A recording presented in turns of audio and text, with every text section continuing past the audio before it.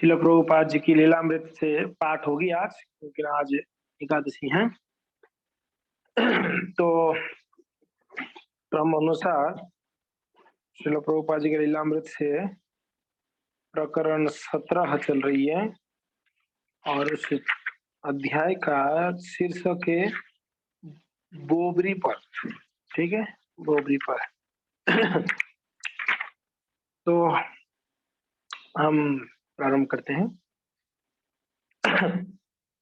तो शिल प्रभुपाद जी अभी अमेरिका पहुंच चुके हैं, ठीक है, और वहां पर शिल प्रभुपाद जी प्रयास कर रहे हैं भगवत भगवान का नाम कीर्तन प्रचार करने के लिए। तो शिल प्रभुपाद महाराज जी अभी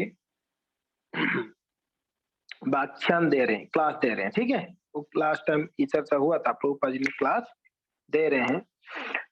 तो स्वामी जी उस समुदाय को संबोधित कर रहे हैं जो हिप्पी जीवन में पूरी तरह डूबा है। इसलिए प्रभुपाद जी अभी जो लेक्चर दे रहे थे, सामने कौन बैठे थे? तिलक पहनकर, कंठी पहनकर, धोती कुर्ता पहनकर आप लोग ऐसे लग रहा है ना जी? बिल्कुल भी ऐसा स्थिति नहीं था। कौन बैठे थे पता है? पिए हुए, सोए हुए, एकदम मीन्स गए गुजरे। यहाँ पर हिप्पी करके संबोधित करते हैं उनको, कहते हैं हिप्पी जीवन। हिप्पी यानी उनका कोई ठिकाना नहीं रहन सहन का। कोई कपड़ा पहना भी होगा, कोई नहीं भी पहना होगा, ऐसा स्थिति है उन लोग का। तो हिप्पी लोग वहां पर प्रभुपाद जी का कथा में बैठे हुए हैं और प्रभुपाद जी उन लोग को संबोधित कर रहे हैं। वे जानते हैं कि वे नशीली दवाओं का उपयोग तुरंत बंद नहीं कर सकते हैं। इसलिए प्रभुपाद जी इस बात को जानते हैं, ये लोग इतना जल्दी नशीली जो नशा ले रहे हैं इतना जल्दी बंद नहीं करेंगे। और वहां वे अपने प्रेमिकाओं के साथ बैठे थे। एक तो ये लोग नशा करके आए थे, दूसरा गर्लफ्रेंड साथ में है। अभी लोग क्या सुनेंगे कथा, बताइए। उनकी जीवन पद्धति है गाना बजाना, स्त्री के साथ रमण करना और कभी कभी ध्यान कर लेना और सदैव स्वतंत्र रहना। उन लोग के गुण बता रहे हैं। हिप्पियों का गुण सुन लीजिए, क्या बता रहे हैं उनका गुण। हाँ, वो हमेशा उनका जीवनी कैसे होता है, हमेशा गाना बजाना। खास करके विदेशी लोग को म्यूजिक बहुत ज्यादा पसंद है, म्यूजिक सुनते रहते हैं। गाना बजाना, क्लबों में नाचना, स्त्रियों के साथ रमण करना, लड़कियों के साथ घूमना। और कभी कभी वो लोग क्या करते हैं, कभी इस मन में वो तो थोड़ा सा वो ध्यान कर लेते हैं। उनका व्याख्यान सुनने के बाद वे सारी रात वाद्य यंत्रों, स्त्रियों, नशीली दवाओं और अंतरराष्ट्रीय स्वेच्छाचारियों के साथ बिता देंगे। रूपा जी भी जानते थे, अभी मैं कितना भी बड़ा लंबा लेक्चर दूं, इनको गीता भागवत से सुनाओ, मगर क्लास के बाद ये लोग करने वाले क्या है, लोग यही करेंगे वापस नाच गाने में, पीने में, स्त्रियों के साथ रमण करने में रात बिताएंगे ये लोग। इसलिए प्रभुपाद जी को पता था। तो भी वे किसी प्रकार स्वामी जी की और आकृष्ट हैं। फिर भी एक चीज इसमें पॉजिटिव बता रहे हैं, कौन? जो लेखक हैं, कहते हैं एक चीज अच्छा था कि वो लोग श्रील प्रभुपाद जी के प्रति आकृष्ट थे, प्रभुपाद जी के प्रति आकृष्ट थे। स्वामी जी के पास कीर्तन की अच्छी लय है और वे उनकी सहायता करना चाहते थे। उनको कीर्तन अच्छा लगता था। मैंने बोला ना, उन लोग को, विदेशी लोग को म्यूजिक अच्छा लगता है और श्रील प्रभुपाद जी जो गाते थे उनको अच्छा लगता था। यही एक चीज है जिन लोगों को शुद्ध भक्त बना दिया। क्या? उनको कीर्तन सुनना पसंद आता था और दूसरा एक संतों के प्रति उनका आसक्ति हो गया था, प्रभुपाद जी जैसे महान संतों के प्रति। ये दो चीज उन लोग का आगे बढ़ा दिया। देखिए, हमारा जीवन में प्रगति ये दो चीज के ऊपर आधारित है भक्तों। पहला, भक्तों के प्रति हमारा आसक्ति, दूसरा भगवान नाम को सुंदर रूप से उसके प्रति हमारा श्रद्धा, रुचि, नाम से जपने में या कीर्तन करने में।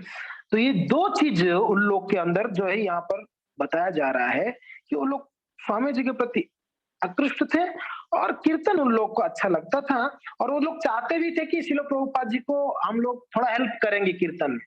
अब प्रभुपाद जी नॉर्मल करताल बजा के गाते हैं, तो ये लोग चाहते हैं कि थोड़ा म्यूजिकल हो जाए, थोड़ा वायलिन हो जाए, थोड़ा ट्रम्पेट बजा ले, थोड़ा कुछ ढोलक बजा ले, तो थोड़ा कीर्तन में और मजा आ जावे। उन्हें स्वामी जी की सहायता करने में प्रसन्नता है, क्योंकि स्वामी जी को किसी और का सहारा नहीं है। उन लोग को अच्छा लगता था क्या श्रील प्रभुपाद जी को हेल्प करने, क्यों पता है? देखिए ये वृद्ध व्यक्ति आया है इंडिया से, इसको यहाँ पर कोई सहारा नहीं, तो कम से कम हम तो इनको सहारा दें। देखो, मानविकता एक है, कितना भी पापी हैं, दुराचारी वो लोग, फिर भी उनके अंदर ये मानविकता था कि महात्मा जी आए हैं इतना दूर से, इनको कोई सहारा नहीं है, ये विदेश में आए हैं अमेरिका में, तो चलो हम लोग इनको सहायता करें। इसलिए प्रभुपाद उनसे कहते हैं बहुत अच्छा, इसलिए प्रभुपाद जी जब भी उन कुछ भी थोड़ा भी सेवा करते हैं ना, वो लोग प्रभुपाद जी बोलते थे वेरी गुड, बहुत बढ़िया, सहारा सराहना या प्रोत्साहन देना, उनको रिकॉग्नाइज करना बहुत जरूरी है। सेवा करने वाले को उत्साह देना बहुत जरूरी है। तो यदि आप थोड़ा भी कर सके, प्रभुपाद जी कहा करते थे उनको कि अगर आज थोड़ा भी कर सके तो उससे आप भला होगा, उससे आपका भला होगा। हम सब विशुद्ध आध्यात्मिक आत्मा है, प्रभुपाद जी उनको समझाते थे, क्लास में बोल रहे हैं कि आप थोड़ा भी सेवा करेंगे आप लोग सुखी होंगे, आनंद मिलेगा आपको। क्यों? क्योंकि हम सभी आध्यात्मिक विशुद्ध आत्माएं हैं, एकदम शुद्ध आत्माएं हम, और किंतु आप इसे भूल गए हो, मगर हम भूल चुके हैं, इसके कारण इस संसार में दुख भोग रहे हैं। श्रील प्रभुपाद जी कह रहे हैं आप जन्म मरण के चक्कर में फंस गए हैं, क्योंकि ना भगवान को भूल गए हैं। हम सबका ये स्थिति है ना, आज संसार में दुख भोग रहे हैं, यही कारण है कि हम ठाकुर जी को भूल गए हैं। जो हमारे परम पिता है उनको हम भूल चुके हैं। हम भूलकर स्वतंत्रता का मनोवृत्ति के कारण इस संसार में आगे गिरे और यहाँ पर दुख भोग रहे हैं। तो प्रभुपाद जी कहते हैं अपनी मौलिक चेतना को जागृत करने के लिए आप जो कुछ भी कर सके उससे आपका भला होगा, इससे कोई हानि नहीं है। श्रील प्रभुपाद कह रहे हैं आप जो भी कर सके हो ठाकुर जी के लिए, कोई दिक्कत नहीं, थोड़ा भी हो आप ठाकुर जी के लिए करेंगे तो आप क्या होगा, आपका असली जो चेतना जागृत हो जाएगी आपका। कृष्ण भावना मुक्त। स्वामी जी का मुख्य बल क्या था? व्यष्टि चेतना का भगवत चेतना से सामंजस्य बिठाना। क्या कह रहे हैं प्रभुपाद जी का मुख्य उद्देश्य क्या था कथा का? मेन टॉपिक क्या था उनका? टॉपिक ये था कि आत्मा को परमात्मा की सेवा में लगाना। यहाँ कहते हैं व्यष्टि आत्मा भगवत चेतना सामंजस्य बिठाना, उन दोनों का संबंध को बताना लोगों को कि हम लोगों का भगवान के साथ संबंध क्या है। लोग भूल गए हैं, भगवान भगवान कुछ नहीं बोलते हैं, हम अपना मर्जी से जिएंगे, भगवान हम नहीं जानते हैं, हमको खाने पीने मजा मजा करना है बस, कौन देखा है। और प्रभुपाद जी इसी बात को समझाने के लिए वहां प्रयत्न कर रहे हैं कि एक मिनट लाइन में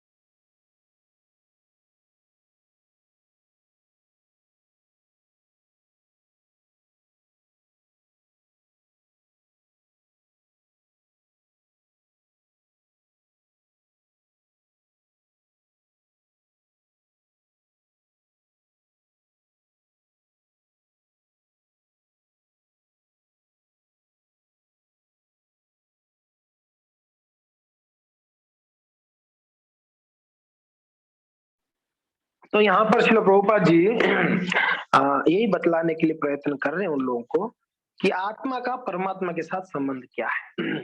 कृष्ण परम चेतना है और व्यष्टि चेतना के प्रतिनिधि अर्जुन से कहा जाता है कि वे परम चेतना के सहयोग से बुद्धिमत्ता पूर्वक कर्म करे। तो श्रील प्रभुपाद जी गीता से प्रवचन दे रहे थे। तो प्रभुपाद जी कहते हैं कि यहाँ पर उदाहरण दे रहे हैं प्रभुपाद जी, जैसे अर्जुन एक व्यष्टि आत्मा है और परमात्मा भगवान है उनके सामने, तो भगवान चाहते हैं कि अर्जुन मेरे इशारा में यहाँ पर युद्ध करे। हाँ, ठीक है। तब वे जन्म मृत्यु वृद्धावस्था और रोग के बंधन से मुक्त हो जाएगा। तो भगवान भी अर्जुन को ये बताना चाहते हैं, मेरे हिसाब से करोगे तो आप जन्म मृत्यु जरा व्याधि से मुक्त हो जाओगे। अमेरिका में चेतना एक लोकप्रिय शब्द था। चेतना, विस्तार, सार्वभौम चेतना, चेतना की परिवर्तित स्थितियां और अब व्यष्टि चेतना का भगवत चेतना से सामंजस्य स्थापित करना। प्रभुपाद जी समझते हैं कि यह चेतना की पूर्णावस्था है। यह वह प्रेम और शांति है जिसे प्रत्येक व्यक्ति वस्तुतः चाहता है।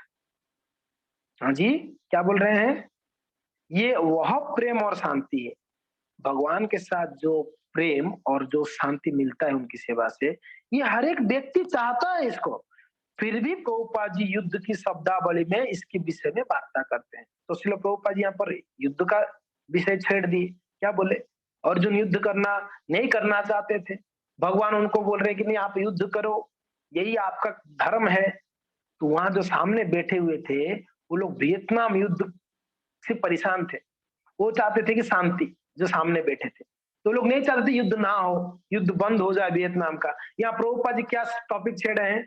भगवान ने बोले युद्ध करो, तो ये लोग की सबकी हाहाकार मच गया।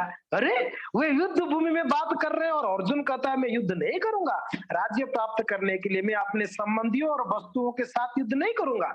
नहीं नहीं, अब एक सामान्य व्यक्ति को लगेगा कि वो अर्जुन तो बहुत अच्छा आदमी है, अहिंसावादी है, वो हिंसा नहीं करना चाहता, युद्ध नहीं करना चाहता, अपने अपने संबंधियों के लिए सब कुछ त्याग देता है। ओहो, वो कितना अच्छा आदमी है, ये सामान्य फर्क है। किंतु कृष्ण क्या कहते हैं? वे कहते हैं तुम एकदम अज्ञानी हो, मूर्ख हो। संसारी लोग के लिए, नॉर्मल लोग के लिए लगेगा अर्जुन कितना अच्छा डिसीजन लिया था ना, युद्ध नहीं करेगा, सबको बचाएगा, युद्ध करने से हिंसा हो जाएगी, ये तो अच्छा डिसीजन लिया था। भगवान ने उसको बोलते तू मूर्ख है, अज्ञानी हो आप। तनिक सोचिए, भगवान कह रहे हैं तनिक सोचिए, जिसे जिसे मन सामान्य बहुत अच्छा बहुत बढ़िया कहते हैं, भगवान उसे निंदा कर रहे हैं। सामान्य व्यक्ति, सामान्य जन जिनको अच्छा बोल रहे, भगवान यहाँ पर उनको निंदा कर रहे हैं। इसलिए आपको देखना है, क्या देखना है, वापस ध्यान से सुनना, यहाँ पर बहुत सुंदर लाइन बता रहे हैं। इसलिए आपको देखना है कि परम चेतना अर्थात ईश्वर आपके कार्यों से प्रसन्न है अथवा नहीं है, ये मेन चीज है। मूल जो सिद्धांत है ये हमको देखना है, मैं जो भी कार्य कर रहा हूं उससे भगवान प्रसन्न है या नहीं है। अगर भगवान प्रसन्न है तब तो हमारा कार्य सफल है। अगर हम इतना मेहनत करने के बाद भगवान प्रसन्न नहीं है तब हमारा कार्य सफल नहीं है, विफल है। ये मेन मुद्दा है जी, इसको समझना जरूरी है कि नहीं है? हम कितना बड़ा बड़ा प्लान करें मगर भगवान उससे प्रसन्न नहीं, तो क्या? तो आप कह सकते तो जी भगवान प्रसन्न है कि नहीं हमको कैसे पता चलेगा? भगवान तो हमको टेलीफोन नहीं करते हैं, हरे कृष्णा मधुमती माता जी आपने जो सेवा किया बहुत बढ़िया किया, अच्छा भोग लगाया आपने, भगवान ने टेलीफोन नहीं किया या व्हाट्सएप किया। हम पता कैसे चलेगा कि भगवान ने प्रसन्न है कि नहीं हमारी सेवा से? ये पता चलेगा भक्तों के द्वारा। जब भक्त रिकॉग्नाइज करेंगे कि आपने बहुत अच्छा सेवा किया तो समझ जाओ भगवान ने स्वीकार कर दिया आपका सेवा। तो इसलिए भक्त के माध्यम से हमको पता चलेगा भगवान प्रसन्न है या अप्रसन्न है। तो यहाँ पर आ, आ, कहा जा रहा है और अर्जुन के कार्य का अनुमोदन भगवान कृष्ण ने नहीं किया। अर्जुन ने जो सोच रहा था भगवान ने मना कर दिया, नहीं नहीं तुम गलत सोच रहे हैं आप, केवल अपनी सनक या इंद्रियों की तुष्टि के लिए पहले अर्जुन लड़ने के लिए तैयार नहीं हुआ, किंतु अंत में कृष्ण की तुष्टि के लिए उसने युद्ध किया। और हमारी पूर्णता यही है कि हम परम ईश्वर की तुष्टि के लिए कार्य करें। इस बिंदु पर श्रोता मंडली में कुछ का मन असहमति से भर गया। वहां जो बैठे थे सामने, प्रभुपाद जी लेक्चर में बोल रहे थे सब चीज, तो वो सामने कुछ लोग का दिमाग फिर गया, ये महाराज क्या बोल रहा है, युद्ध करने बोल रहा है, हाँ? तो कुछ लोग थोड़ा सा डिस्टर्ब हो रहे थे, असहमति जैसे लग रहा था उनके चेहरा देख के, ये लोग एग्री नहीं है प्रभुपाद जी की बातों से। वे सभी वियतनाम में संयुक्त राज्य की भूमिका के विरोधी है और ये विचार उनके लिए बड़ा कठिन है। जो प्रभुपाद जी जो विचार रखे यहाँ पर, उनके लिए बड़ा कठिन था कि युद्ध हम चाहते हैं युद्ध बंद हो, शांति हो वियतनाम का। ये महात्मा जी तो यहाँ युद्ध की बात कर रहे हैं, युद्ध होनी चाहिए। अर्जुन की भांति वे शांति चाहते हैं, तो स्वामी जी युद्ध का समर्थन क्यों कर रहे हैं? ये सबके मन में प्रश्न था, वहां जो सामने बैठे हुए थे। स्वामी जी समझते हैं समझाते हैं। क्या समझा रहे हैं? प्रभुपाद जी वापस कहते हैं, हाँ, युद्ध करने का अर्जुन का विचार अच्छा है, युद्ध ना करने का अर्जुन का विचार अच्छा है, किंतु परम चेतन कृष्ण उन्हें युद्ध करने का आदेश देते हैं। अतएव अर्जुन का युद्ध करना सांसारिक नीति शास्त्र से ऊपर है, यह निरपेक्ष है। यदि हम अर्जुन का अनुगमन करें, अच्छे बुरे का विचार त्याग दें और कृष्ण के लिए कर्म करें, अपनी इंद्रियों की तुष्टि के लिए नहीं, तो वो बिल्कुल ठीक होगा कृष्ण, क्योंकि कृष्ण परम चेतना है। प्रभुपाद जी वापस कहते हैं कि हाँ जी, अर्जुन ने जो सोचा है एकदम सही सोच रहा है, मगर भगवान उनको क्या बोल रहे हैं वो समझना जरूरी है। धर्म क्या है? जो भगवान ने बोले वही धर्म है। धर्मम स्तु साक्षात भगवत प्रणीतम। भगवान ने जो बोला वही धर्म है। तो यहाँ पर प्रभुपाद जी इसी बात को सिखाते हैं, बतलाते हैं।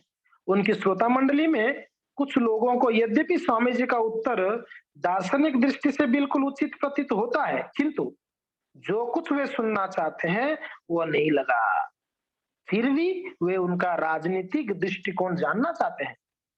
क्या वे वियतनाम युद्ध में अमेरिका के समर्थन है या नहीं, युद्ध के विरोधी है? वो क्या जानना चाह रहे थे जो सामने बैठे थे श्रोता? आप समझ पा रहे हैं ना टॉपिक क्या चल रहा है? यहाँ पर प्रभुपाद जी क्लास दे रहे हैं, सामने सभी हिप्पी बैठे थे, प्रभुपाद जी युद्ध के बारे में बोल रहे हैं, अर्जुन का, महाभारत युद्ध का। भगवान ने बोले युद्ध करो, तो इन लोग के सबके मन में प्रश्न है, क्या ये स्वामी जी यही चाहते हैं कि वियतनाम युद्ध चले कि बंद करें? इनका क्या इच्छा है? क्या ये युद्ध के विरोधी है या समर्थन कर रहे हैं अभी? किंतु प्रभुपाद जी ने ना तो युद्ध के समर्थक थे ना विरोधी थे। कृष्ण और अर्जुन का ये उदाहरण लेने की उनका कोई राजनीतिक उद्देश्य नहीं था। उनका विषय सरल और विशुद्ध है। सत्य और असत्य के ऊपर परमेश्वर है और उन परमेश्वर की इच्छा के अनुकूल कार्य करना भी सत्य और असत्य से ऊपर है। समझ रहे हैं ना? सही गलत की बात नहीं है यहाँ पर। यहाँ पर मेन बात चल रहा है कृष्ण क्या चाहते हैं। समझ में रहा है? मैं ऐसे सोच रहा हूं ऐसा होना चाहिए, मैं क्या सोच रहा हूं वो महत्वपूर्ण नहीं है, कृष्ण क्या सोचते हैं वो महत्वपूर्ण है। समझ में आ रहा है ना? मेरे मन में बहुत कुछ प्लान है, बहुत कुछ इच्छा है, मगर ये जरूरी नहीं कि मेरे मन में क्या चल रहा है, मैं क्या इच्छा कर रहा हूँ, कृष्ण क्या चाह रहे हैं, यानी शुद्ध भक्त क्या चाह रहे हैं, प्रभुपाद जी क्या चाह रहे हैं, हमारे लिए कह रहा हूँ। ठीक है, तो इसके लिए यहाँ पर प्रभुपाद जी ना युद्ध को समर्थन कर रहे हैं ना विरोध कर रहे हैं। वो तो यहाँ पर ये उदाहरण इसके लिए दे रहे थे कि वो चाहते हैं सब लोग भगवान की सेवा में लग जाए। किंतु वियतनाम के विषय में उनका क्या कहना है, लोगों का मन में चल रहा है दिमाग में, क्या कृष्ण कहते हैं कि या युद्ध करो? क्या कृष्ण कहते हैं वियतनाम का युद्ध करो? नहीं, स्वामी जी उत्तर देते हैं वियतनाम का युद्ध कुरुक्षेत्र के युद्ध से भिन्न है जी, इसको समझिए आप लोग। कुरुक्षेत्र के युद्ध में कृष्ण स्वयं उपस्थित रहकर अर्जुन से युद्ध करने को कहते हैं। वियतनाम की स्थिति भिन्न है, प्रभुपाद जी भी समझाते हैं, आप लोग कंफ्यूज मत होइए जी, ये युद्ध वो युद्ध बहुत अंतर है। वो युद्ध में भगवान स्वयं थे और भगवान कह रहे थे युद्ध करने के लिए। किंतु उनकी श्रोता मंडली को फिर भी एक अन्य आपत्ति है, यदि वे वियतनाम युद्ध को संबोधित नहीं कर रहे हैं तो क्यों नहीं कर रहे हैं, करना चाहिए ना। उन लोग के मन में चल रहा है ये महाराज घुमा फिरा के कहाँ कृष्ण की ओर ले जा रहे हैं, वियतनाम का क्यों चर्चा नहीं कर रहा है महाराज जी। आखिरकार ये 1966 की है, यदि वे युद्ध के विषय में बात नहीं कर रहे हैं तो उनके प्रासंगिकता क्या है, बोलना क्या चाह रही है महाराज जी बैठकर? अगर युद्ध के बाद अभी मेन मुद्दा तो अभी हमारे देश में युद्ध का चल रही है, वियतनाम का, सारे न्यूज़पेपर में सारे टीवी में यही न्यूज आ रहा है युद्ध के बारे में, तो महाराज जी भी इसी के बारे में चर्चा होनी चाहिए ना। मगर ये क्या बोल रहे हैं, स्वामी जी उत्तर देते हैं, क्या उत्तर देते हैं कि उनका उनका संदेश सचमुच अत्यंत आवश्यक और प्रासंगिक है। वियतनाम का युद्ध एक अनिवार्य कर्मफल है। ये केवल एक लक्षण है, पूरी समस्या नहीं। और केवल इसी दर्शन से वास्तविक समस्या का समाधान हो सकता है कि परम चेतना परमात्मा को सब कुछ समर्पित करे। तो बज वापस समझाते हैं कि हमारा सभी का परम जो कर्तव्य होना चाहिए, कृष्ण को सब कुछ अर्पण करना चाहिए। फिर प्रभुपाद जी कहते हैं, किंतु बहुतों के लिए युद्ध का संदर्भ भावना से इतना भरपूर है कि वे वियतनाम की तात्कालिक राजनीति से ऊपर उठकर प्रभुपाद जी के वास्तविक सदस्य परमात्मा के प्रति समर्पण तक नहीं पहुंच सकते। समझ रहे ना? यहाँ बोल रहे हैं कि ये लोग जो सामने बैठे थे, उन लोग के दिमाग और दिल में क्या बैठा हुआ था? वियतनाम युद्ध। और प्रभुपाद जी जो भी बोल रहे हैं, ये लोग उसको निकाल कर इनकी बातों में सहमत होना बड़ा कठिन कार्य था उस समय। वे स्वामी जी का आदर करते हैं, वो लोग रिस्पेक्ट कर रहे थे प्रभुपाद जी को। वे अनुभव करते हैं कि स्वामी जी एक गहनतम दर्शन का निर्देश कर रहे हैं, ये भी समझ रहे हैं कि ये एक बहुत बढ़िया बात कह रहे हैं हमारे लिए। फिर भी अर्जुन और युद्ध की कथा समस्या को कठिन बना देती है। फिर भी ये जो युद्ध की बात छेड़ा है महाराज जी, ये थोड़ा कठिन है। तथापि स्वामी जी भगवत गीता की आधारभूत शिक्षा के उत्कृष्ट उदाहरण के रूप में अर्जुन के युद्ध का निर्देश कर रहे हैं। आधारभूत शिक्षा के संबंध में उनकी श्रोता मंडली को कोई कठिनाई नहीं है। कठिनाई उदाहरण के कारण है। वो क्या क्या बोल रहे हैं उसमें कोई कठिनाई नहीं था। वो जो उदाहरण दिए ना, वो उनके लिए कठिनाई हो गया। युद्ध का बात छेड़ दिया प्रभुपाद ने जानबूझकर अपनी श्रोता मंडली के सम्मुख एक अस्थायी अनुरूपता प्रस्तुत की है। प्रभुपाद जी जानबूझ के इसको छेड़ा, क्योंकि ना युद्ध चल ही रहा है वियतनाम का, और प्रभुपाद जी भी इसको युद्ध को बीच में लाए। वे उनके शांति आंदोलन में सम्मिलित होने नहीं आए हैं और उनकी अदूरदर्शिता पूर्ण शांति की धारणा को स्वीकार नहीं करते। वो लोग जैसा शांति चाहते हैं ना, हिप्पी लोग, प्रभुपाद जी वो शांति को समर्थन देने वहां नहीं गए थे। प्रभुपाद जी उन लोग को उस सारे स्थिति से ऊपर उठाकर कृष्ण भावनामृत में शांति देना चाह रहे थे। इसके लिए प्रभुपाद जी उनको समर्थन नहीं कर रहे थे युद्ध के लिए। ठीक है। आ गया। हाँ जी, वे उनका सामना करते हुए कहते हैं, कृष्ण चेतना से युक्त होकर युद्ध करना ईश्वर की अनुभूति से वंचित तथा कथित शांति में जीने की उपेक्षा अच्छा है। हाँ, उस उदाहरण को स्वीकार करना उनके लिए कठिन है। इससे उनका मन गतिशील होता है। यदि उनकी श्रोता मंडली इसे स्वीकार कर लेती है तो वो परम ईश्वर को समझने के निकट पहुंच सकती है। प्रभुपाद जी बार बार जोर दे रहे थे, अगर ये समझ जाए ना थोड़ा भी, तो ये लोग इशारा भूल कर कम से कम कृष्ण के शरण में आ जाएंगे। क्या अपनी चेतना का परम चेतना के साथ सामंजस्य स्थापित करना अत्यंत कठिन है? बिल्कुल नहीं, बिल्कुल भी नहीं। क्यों? क्योंकि कोई ईमानदार व्यक्ति नहीं कहेगा ओहो ये संभव नहीं है। उनका सुझाव ये नहीं है कि परम चेतना से समन्वित होने के लिए उनके श्रोताओं को वियतनाम में युद्ध करने जाना होगा या परमात्मा के नाम पर उस तरह का कोई अन्य भयंकर कृत्य करना होगा। प्रभुपाद जी का ये उद्देश्य नहीं था क्लास में बताने का कि ये लोग उनको उकसाकर वियतनाम युद्ध में जाके भाग लेने के लिए बोलने के लिए प्रभुपाद जी नहीं बोल रहे थे। प्रभुपाद जी जस्ट एक उदाहरण दे रहे थे। अर्जुन भगवान की बात मानकर उन्होंने किया, इसके लिए अर्जुन का नाम श्रेष्ठ हो गया, अर्जुन का गुणगान हुआ, अर्जुन शांति को प्राप्त किया। तो जो वे जानते हैं कि आध्यात्मिक जीवन को भौतिक जीवन से अधिक आकर्षण होता है। ठीक है ना? नहीं तो उनकी श्रोता मंडली उसे स्वीकार नहीं करेगी। परमेश्वर से समन्वित होने के विषय को वे इतना व्यवहारिक, आकर्षक और सुंदर बना देना चाहते हैं कि उसे हर एक कोई कर सके और करना चाहे। वापस सुन लीजिए, बहुत सुंदर लाइन है।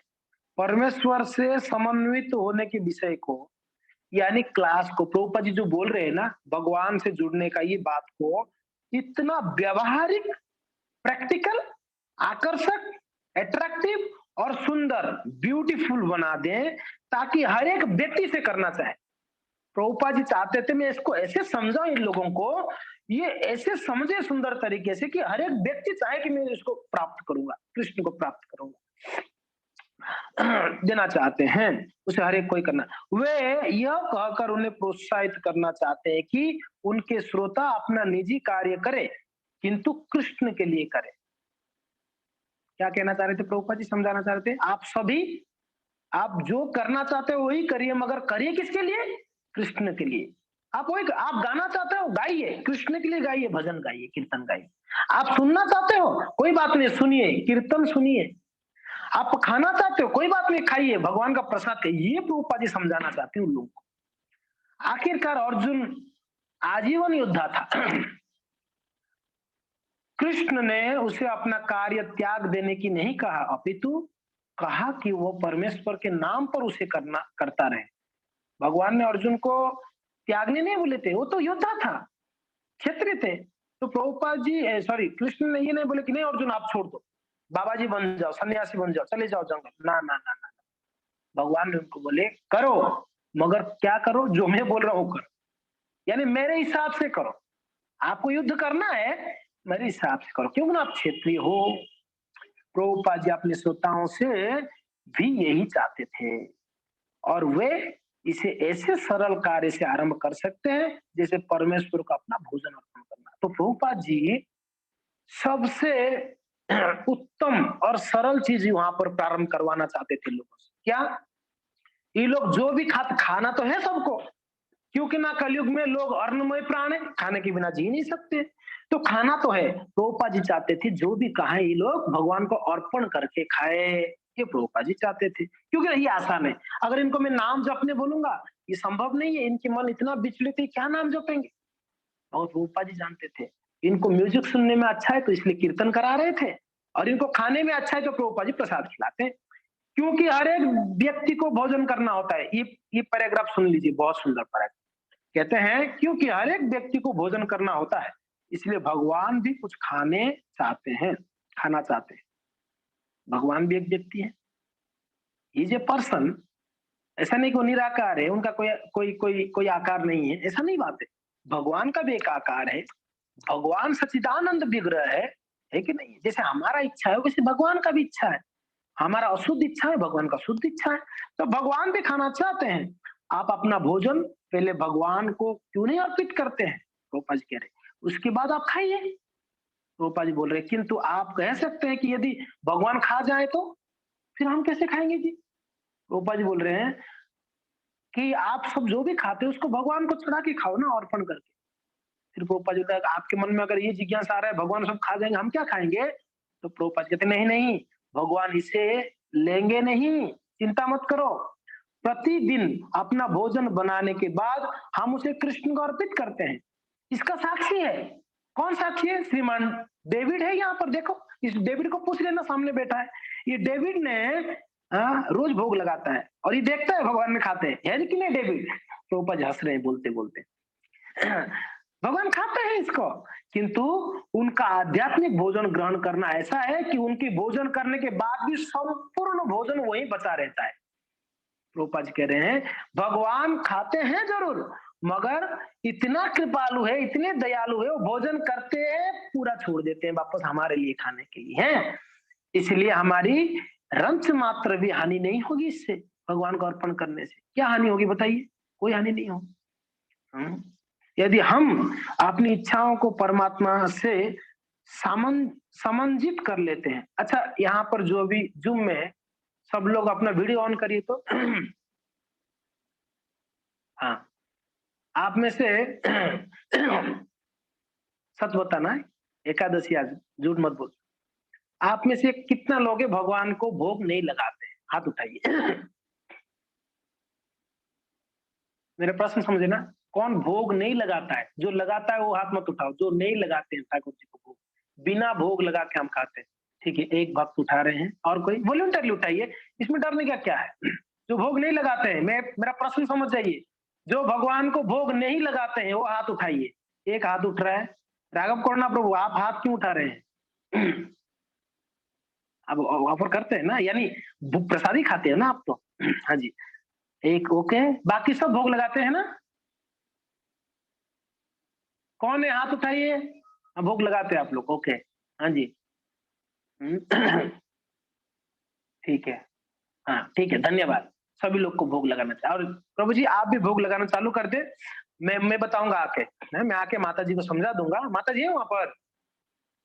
मेरा प्रणाम बता देना माताजी को। माताजी प्रणाम। मैं आऊँगा घर पे आपको सिखाने के लिए कैसे भोग लगाना, ठीक है ना? आसान है, बहुत आसान है, सरल है। जो बनाते हैं उसको भगवान तुलसी को उसमें अर्पण करके और उसको ठाकुर जी को मीन्स वैसा प्लेट में भोग लगाए। मैं थोड़ा समझा देता हूँ भोग लगाने के बारे में। हम जो भी बनाते हैं वो एक तो सात्विक होनी चाहिए, यानी खास करके उसमें प्याज, लहसुन ना होना चाहिए, जो ठाकुर जी को पसंद नहीं है। और जो बर्तन में बनती है वो बर्तन में चाय, कॉफ़ी भी नहीं होना होना चाहिए। अगर चाय, कॉफ़ी घर पे चलता है तो वो अलग बर्तन होने चाहिए, जो ठाकुर जी के बर्तन में उसको स्पर्श ना करे, ठीक है? ये इसको ध्यान रखना है। और भगवान का बर्तन में और कोई अशुद्ध चीज़ नहीं बना होना चाहिए, उसमें भोजन बनानी है, जो भी है, राइस बनाओ, दाल बनाओ, पूरी बनाओ, कचौरियाँ बनाओ, चपाती जो भी आप बनाते हैं आपके लिए, खुद के लिए, उसको बनाइए। एक प्लेट रखिए ठाकुर जी के लिए अलग। हमारे प्लेट में भगवान नहीं खाएँगे, हमारा प्लेट झूठन है, तो ठाकुर जी को अगर उसी प्लेट में देंगे तो अपराध हो जाएँगे। तो भगवान के लिए स्टील प्लेट ले लेना, कटोरियाँ ले लेना 2-4, ग्लास ले लेना, चम्मच ले लेना। सिंपल है, बहुत सरलता से मिल जाएगी दुकान से। ये अलग ही रखना है इसको, भगवान के अल्टर में ही रख दीजिए इसको। तो वो प्लेट में क्या करना है, हाँ, आप पूरा ले लीजिए, जो-जो बना हुआ है, अलग थोड़ा-थोड़ा ले लीजिए। चपाती 5-6 ले लीजिए, राइस ले लीजिए, दाल ले लीजिए, सब में ले लीजिए कटोरी में। पानी लेना ज़रूरी है। जैसे खाने के लिए हम बैठते हैं, हम पानी लेके बैठते हैं। अगर बीच में कहीं गले में अटक जाए कुछ, तो वैसे ही भगवान एक पर्सन है, भगवान भी व्यक्ति है, उनको भी वैसे ही हम ट्रीट कर रहे हैं। तो आप पानी का ग्लास लें, ठीक है? और साथ-साथ में ये भी कर सकते हैं आप, नींबू रख लेना 1 आधा, थोड़ा मिर्ची रख लेना, नमक रख लेना। अगर उनको चाहे कि नमक कम है तो ठाकुर जी डाल के खा सकते हैं, है कि नहीं? नींबू क्यों? अगर किसी में नमक ज़्यादा हमने डाल दिया तो भगवान ने नींबू डाल के उसको एडजस्ट कर लेंगे, है ना? ये भाव है, हम जिनको खिलाते हैं तो यही भाव होता है ना। वो अगर नमक ज़्यादा होता है तो बोलते हैं, "एक नींबू लाओ ना, थोड़ा-सा मैं इसको ठीक करता हूँ।" है ना? वैसे ठाकुर जी को भी ऐसे भाव से हमको भोग लगा दिए। जो आप भोग लगाते हैं, कैसे करना है? जो अल्टर अल्टर है या आपका भगवान का घर है, वहाँ आपको प्लेट रखनी है। रख के हाँ, आपका कपड़ा शुद्ध होना चाहिए, धुला हुआ कपड़ा, ये ध्यान रखना, ठीक है? धुला होनी चाहिए और भगवान के कमरे में रख कर और प्रार्थना क्या करनी है? अभी कोई मंत्र हमको नहीं आता है, एक मंत्र तो सबको आता है, हरे कृष्ण महामंत्र। बाकी भले ही कोई मंत्र हमको याद है ना हो, अगर याद है तो अच्छा है। प्रभुपाद जी का प्रणाम मंत्र बोले, गुरु महाराज जी जिनके दीक्षित हैं या दीक्षा लेने वाले हैं, जो जिनको गुरु माने हैं, आध्यात्मिक गुरु हमारे इस्कॉन में, वो गुरु महाराज का प्रणाम मंत्र बोले, शिल प्रभुपाद जी का प्रणाम मंत्र बोले, ठीक है? और महाप्रभु का प्रणाम मंत्र बोले, ठीक है?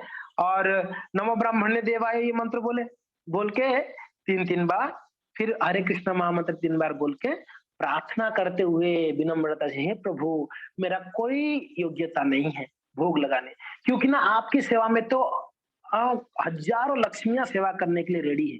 राधा रानी अनेकों गोपियां आपका सेवा करते हैं, हम मेरे पास क्या औकात है, मैं आपका सेवा कर सकता हूँ भोग लगा के। मगर प्रभु मैं प्रयास किया हूँ आपको प्रसन्न करने के लिए, तो कृपा करके आप दया करके कृपा करके मैं जो भी ऑफर कर रहा हूँ आपको लगा रहा हूँ भोग, इसमें आप स्वीकार करिए। प्रार्थना करें और हमारे आचार्यों को प्रार्थना करें। प्रार्थना करके आप अल्टर से बाहर आ जाइए, पर्दा बंद कर दीजिए। आपका अल्टर है, मंदिर है, जो भी है, पर्दा बंद रहना जरूरी है। खुला रहेगा तो भगवान फिर खाएंगे नहीं, होता है ना? हम भी खाते हैं तो हम दरवाजा बंद करके खाते हैं। कोई ऐसा नहीं, कोई भी बाहर कुत्ता देख ले, बिल्ली देख ले, कोई व्यक्ति आके देख ले, अच्छा नहीं लगता। खाने में थोड़ा सेफ्टी, तो वैसे भगवान भी चाहते हैं सेफ्टी, तो उनको पर्दा बंद कर दे। कितना समय भोग लगानी है? कम से कम 15 से 20 मिनट आपको भोग छोड़ना है। हमको खाने में नॉर्मल हमको राइस दाल सब्जी चपाती खाने में कितना टाइम लगता है? 20 मिनट, 15-20 मिनट, आधा घंटा भी लगता है। वैसे भगवान को भी टाइम लगेगा। वही भाव से 20 मिनट के लिए आप अल्टर बंद कर लें। उसके बाद जब आप हो गया 20 मिनट, आप बाहर से ताली बजाना या घंट बजाना, ताकि भगवान भी सचेत हो जाएंगे, आ रहे हैं मेरे भक्त प्लेट उठाने के लिए। अगर बचा कुछ होगा जल्दी खा लेंगे, मेरे भक्त आ रहे हैं।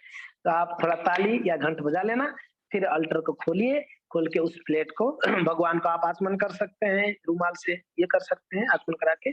फिर आप उस प्रसाद को लाके, ध्यान रखना, अभी बहुत महत्वपूर्ण चीज़ है, जब आप लाते हैं, उसको कोई आपके बर्तन में टच नहीं करना है, आपको किचन में लाना है, जो बर्तन में आपने बनाया है, उस बर्तन में आप निकाल देना उनको।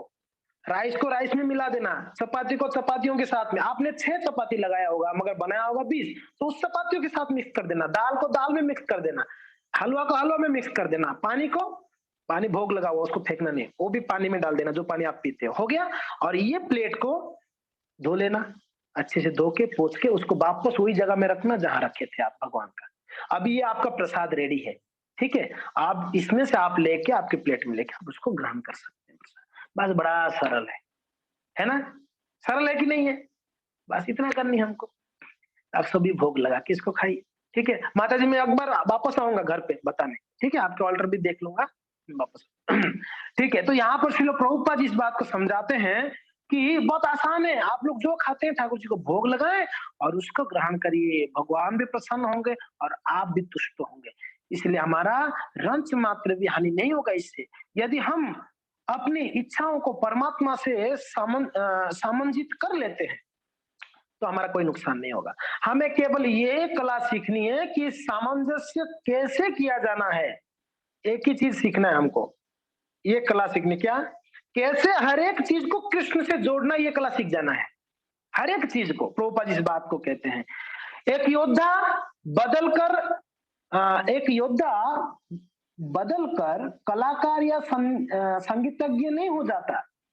यदि आप योद्धा है तो योद्धा ही रहे, यदि आप संगीतज्ञ है तो संगीतज्ञ रहे, यदि आप डॉक्टर है डॉक्टर रहिए, आप जो भी है वही रहिए, किंतु सामंजस्य कीजिए कृष्ण के साथ। प्रभुपाद जी कितना सुंदर समझाते हैं। आपको कुछ त्यागने का जरूरत नहीं है, आप जो करते वही करिए, बस कृष्ण से जोड़ दीजिए। यदि मेरे भोजन करने से भगवान संतुष्ट है तो ये मेरी पूर्णता है, समझ रहे हैं ना? यदि मेरे भोजन करने से भगवान प्रसन्न है तो यही पूर्णता है। यदि मेरे युद्ध करने से भगवान संतुष्ट है तो ये मेरी पूर्णता है। अगर मैं युद्ध करूंगा कृष्ण इससे प्रसन्न है तो वो मेरा पूर्णता है। ये तरकीब हमें जाननी है, हाँ जी, इसको हमको समझनी है, तब हर चीज बहुत सरल हो जाएगी हमारे लिए। इतना कॉम्प्लिकेटेड नहीं है संसार में, हमने कॉम्प्लिकेटेड बना रखे हैं। हम भक्ति यानी हमने इसको सोच के रखे कि ये बड़ा कठिन चीज है। कोई कठिन नहीं, प्रभुपाद जी कहते हैं सरल है। हम जो भी करते हैं इसको कृष्ण से जोड़ दे, वो भक्ति हो गई। इतना कॉम्प्लिकेटेड नहीं है, और ये सीखना है हम लोगों को। तब हर चीज बहुत सरल हो जाएगी। हमें अपनी योजनाएं बनाना या विचार निर्मित करना बंद कर देना होगा और भगवान की सर्वथा पूर्ण योजनाओं को स्वीकार करके उन्हें कार्यान्वित करना होगा। उसी में हमारी जीवन की पूर्णता निहित है। रूपा जी बोलते हैं हमारा जो मनोधर्म, जो मन में विचारे आते हैं उसको रोककर कृष्ण क्या चाहते हैं उसको करना है। कृष्ण क्या चाहते हैं कैसे पता चलेगा? भगवत गीता में वर्णन है, भागवत में वर्णन है, शास्त्र में वर्णन है, गुरु साधु बोलते हैं, तो इससे हमको समझ में आएगा। और महाप्रभु चैतन्य ने चेतना के मंच पर कार्य करना बहुत सरल बना दिया है। रूपा जी आगे पे कहते हैं लेक्चर में, महाप्रभु ने तो इस भक्ति को इतना सरल बना दिए पूछिए मत। अगर किसी को रसगुल्ला बनानी है, दूध को आपको क्या करना पड़ेगा? फाड़ के पनीर बनाना पड़ेगा, पनीर बना के उसको चाशनी बनानी पड़ेगी, उस पनीर को फिर उसमें से रसगुल्ला बनाकर उस चाशनी डाल, बड़ा कठिनाई है। यो करके फिर आपको लाके उसको खाना है, सही बात है। मगर प्रभुपाद कहते चैतन्य महाप्रभु रसगुल्ला बनाकर आपके मुंह के अंदर डाल रहे हैं, हाथ में खाइए जी, ये है महाप्रभु। भक्ति की रसगुल्ला को मुंह तक ले आए खाने के लिए, फिर भी हम नहीं कर पाएंगे तो फिर तो हमारे जैसा दुर्भाग्य और कौन हो सकती है, कौन हो सकते हैं बताइए। तो प्रभुपाद जी कहते हैं, प्रभु जी क्लास चल रहा है, आप आ जाइए, ठीक है, आ जाओ, हाँ आ जाओ। हाँ, तो जैसे कुछ संक्षिप्त नोट लिखने वाले स्कूली किताबों के स्थान पर सरल अध्ययन लिखते हैं, उसी तरह चैतन्य महाप्रभु ने संस्तुति की है कि आप जो भी व्यवस्था करना चाहे उसे करें, किंतु कृष्ण के विषय में केवल सुनते रहे। क्या करते रहो? सुनते रहो, कथाओं को सुनते रहो, कानों के द्वारा हृदय तक पहुंचेगी, हृदय में पहुंचेगा तो हृदय पवित्र होगा, तो हमारा मन शुद्ध होगा, फिर हम कृष्ण की सेवा में लग जाएंगे। भगवत गीता सुनते रहे और हरे कृष्णा कीर्तन करते रहे। दो चीज प्रभुपाद जी बोल रहे, महाप्रभु ने दो चीज सिखाया, सुनो और नाम को जपो, कीर्तन करो। केवल इसी उद्देश्य से हम यह संगठन बनाना चाहते हैं।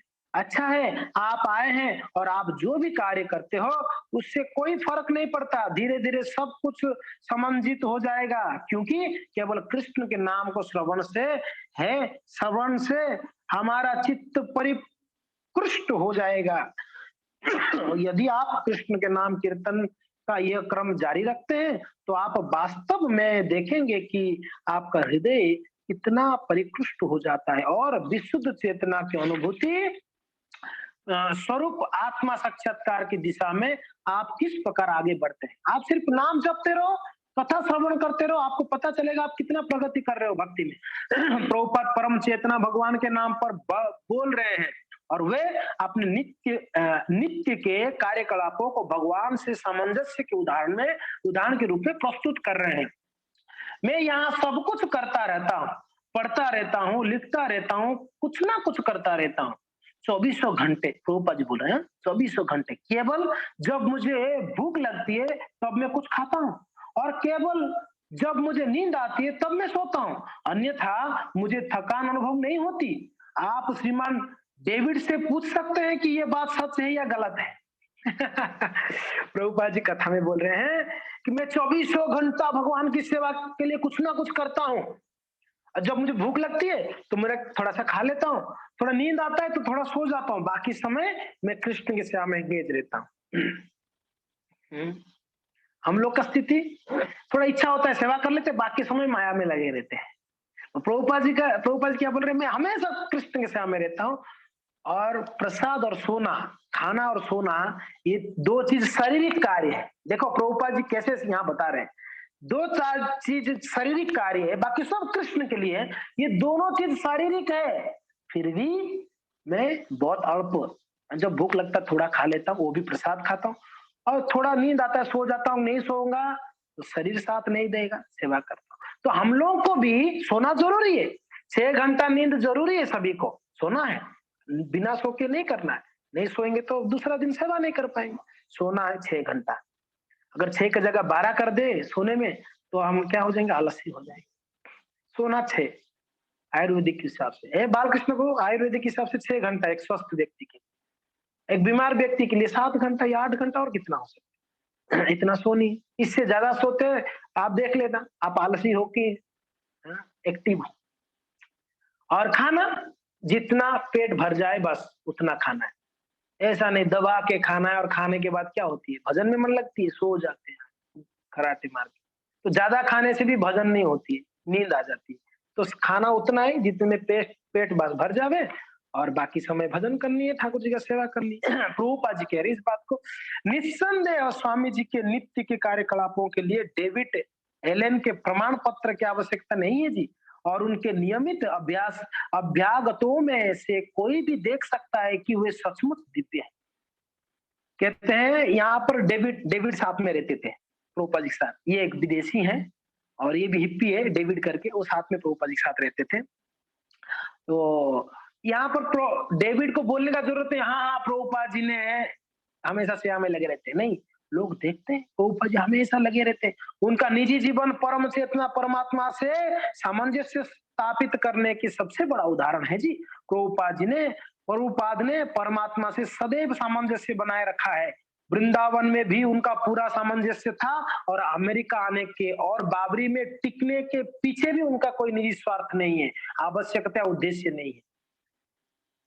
कृष्ण से जोड़ना यानी मेरा कुछ नहीं है, मैं मेरा छोड़ना पड़ेगा तभी कृष्ण आएंगे, जहां मैं मेरा है वहां कृष्ण नहीं है। यहाँ पर कहते हैं श्रील प्रभुपाद जी अमेरिका वृंदावन में थे तब भी वो कृष्ण का ही चिंतन करते थे, कृष्ण के लिए करते थे। आज अमेरिका में है प्रभुपाद जी तो भी उनका हर एक कार्य कृष्ण के लिए हो रहा है, उनका कोई निजी स्वार्थ नहीं है। भक्तों जहां निजी स्वार्थ होता है वहां भक्ति नहीं कहेंगे, उसको क्या कहेंगे, बिजनेस कह सकते हो, भक्ति कभी नहीं हो सकता वो चीज जहां निजी स्वार्थ है। मैं जब कर रहा हूं तो इससे मुझे क्या मिलेगा, गाड़ी मिलेगा, तो ये तो आपने भगवान के साथ बिजनेस कर रखा है। कंडीशन हो गया है, भगवान मैं आपका नाम जप रहा हूं तो मुझे गाड़ी चाहिए, बंगलो चाहिए, मान सम्मान चाहिए। भक्तों को गाड़ी बंगला तो नहीं, कम से कम मान सम्मान तो चाहिए रहता, थोड़ा मुझे प्रशंसा चाहिए, तो प्रशंसा भी चाहिए। यानी आप भगवान के साथ कंडीशन रे भजन कर रहे हो आप, हे प्रभु मैं नाम जप रहा हूं, मेरा प्रशंसा बढ़नी चाहिए ना, निजी कोई स्वार्थ नहीं होनी चाहिए भक्ति में। अगर स्वार्थ होता है उसमें भगवान को बिल्कुल पसंद नहीं। निस्वार्थ सेवा कहा गया है। एक स्वार्थ सेवा है, मैंने इतना दिया तो मैं इतना दिया इसलिए मेरे हिसाब से वैसे हो, मैं जो बोलता हूँ वैसे वो नहीं। मैंने इतना सेवा करने के बाद भी कृष्ण के अनुसार सेवा हो, कृष्ण के हिसाब से हो, ये भक्ति है। तो हर स्थिति में हमको अपना इच्छा त्यागनी होगी, कृष्ण की इच्छा से कार्य करनी। तो यहाँ पर इस बात को ही कह रहे हैं कि प्रभुपाद जी एक स्वयं ही एक उदाहरण स्थापना करते हैं यहाँ पर। सब देख रहे हैं प्रभुपाद जी का आचरण को। तो भक्तों, हमारा आचरण बहुत महत्वपूर्ण है। हम कैसे बोलते हैं, कैसे बैठते हैं, कैसे खाते हैं, कैसे चलते हैं, हाँ कैसे बात करते हैं, ये बहुत प्रभावशाली होता है दूसरे के लिए। इससे सीखते हैं लोग, है कि नहीं? तो हम सभी प्रभुपाद जी की संस्था से जुड़े हैं, एक दिव्य संस्था इस्कॉन में। तो हमारा आचरण इतना अच्छा हो कि लोग हमारे आचरण को देख के कृष्ण से जुड़ जाए, कृष्ण को स्मरण करे, प्रभुपाद जी को स्मरण करे, प्रभुपाद जी का महानता बढ़ा सकते हैं। हमारा आचरण शुद्ध होनी चाहिए। तो जी यहाँ पर लास्ट मैंने 2 लाइन पढ़ लेता हूँ। वे बाबरी में दूसरे के हित के लिए आए हैं और आज रात वे जो भी भाषण दे रहे हैं वो भी दूसरे के हित के लिए है। यहाँ पर कह रहे हैं प्रभुपाद जी बाबरी भी जो आए हैं ये भी उनका निजी स्वार्थ नहीं है, या बाबरी के लोगों को उद्धार करने के लिए आए, और जो अभी अभी जो बैठ के भाषण दे रहे हैं ये भी हम लोग के कल्याण के लिए, बाबरी के लोगों के लिए कल्याण के लिए। उनके गुरु महाराज और भगवान कृष्ण चाहते हैं कि बहुत देर होने के पहले ही बद्ध जीवात्मा माया के पास से मुक्त हो जाए। बहुत देर होने से पहले, यानी ऑलरेडी देर हो चुका है हम लोग का। तो जितना जल्दी हो सके उतना जल्दी कृष्ण से जुड़ जाए, वेट ना करे। शुद्ध भक्ति करने के लिए, कृष्ण प्रेम प्राप्त करने के लिए वेट करने का जरूरत है नहीं। अगले जन्म में मैं शुद्ध भक्त बन जाऊंगा, इस जन्म में ऐसे ही काम चलाता हूँ मैं भजन, थोड़ा बहुत कर लिया बस। नहीं, क्यों क्यों टाइम टाइम देनी है माया को ना।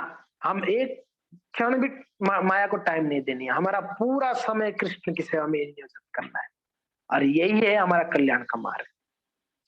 तो खैर यहाँ पर हम विराम देते हैं, यहाँ रोकते हैं, और आगे का जो भी पठन है ये अगले एकादशी को होगा। हरे कृष्ण।